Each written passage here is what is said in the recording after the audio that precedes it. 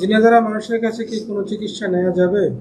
জিনে যারা জিন বশ করে আর কি, জিন বশে করা হারাম। কোন মানুষকে গোলাম বানানো যখন হারাম, সবাই আল্লাহর গোলাম আমরা, ওই রকমের জিনও আল্লাহর মখলুক, জিনকে গোলাম বানানো হারাম। কথা বোঝা গেছে? সুতরাং মন্ত্রতন্ত্র কুফরি কাজ করে, আর কুফরি কাজ ছাড়া শিরক করা ছাড়া জিন কখনো আপনার বশত্ব স্বীকার করবে না, আপনার ধরা ছোঁয়ার বাইরে। কিন্তু কিছু শিরকি কুফরি মন্ত্রতন্ত্র করে জিনের বড় যে মস্তান তাকে ম্যানেজ করে তারপরে তখন আপনার খেদমতের জন্য কিছু জিনকে দিয়ে দেয়।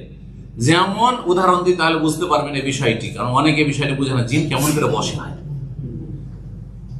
ধরেন আপনার 2-4 জন গন্ডা লাগবে, ঢাকার কিছু গন্ডা লাগবে 2-4 জন, বুঝা গেছে? এখন এই ছোট মোটো গন্ডা দিয়ে চলবে 2-4-5টা হইলে, কিন্তু এই গন্ডারা তো সহজে আপনার মানে হাতের নাগালে না, আপনার ধারে কাছে নেই।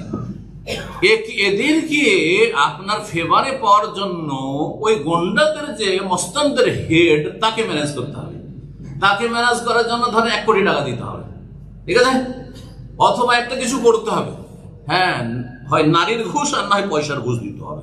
কথা বোঝা গেছে? এগুলো করে না অসৎ লোকেরা।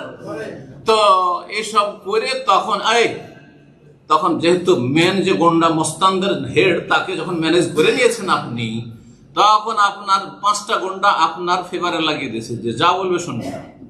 ওই রকমই জিনদের বড় মস্তান আছে, বড় জিন আছে। ওই বড় জিনকে খুশি করার জন্য আপনাকে কি করতে হবে?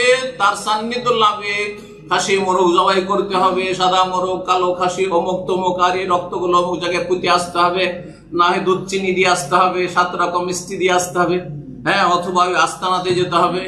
অমুক তমুক শিরক কুফরি করার পরে যখন আপনি ইমানটা হারিয়ে দিয়ে জাহান্নামী হয়ে গেলেন, ইবলিস শয়তানের সঙ্গী হয়ে গেলেন, তখন আপনার ফেভারে আপনার খাদেম হিসাবে 2-4-5টা জিন আপনার বশে দিয়ে দিল।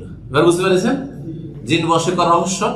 সুতরাং যারা জিন বশে করে তারা কুফরি শিরকি কাজ ছাড়া জিন বশে হতেই পারে না, হতেই পারে না।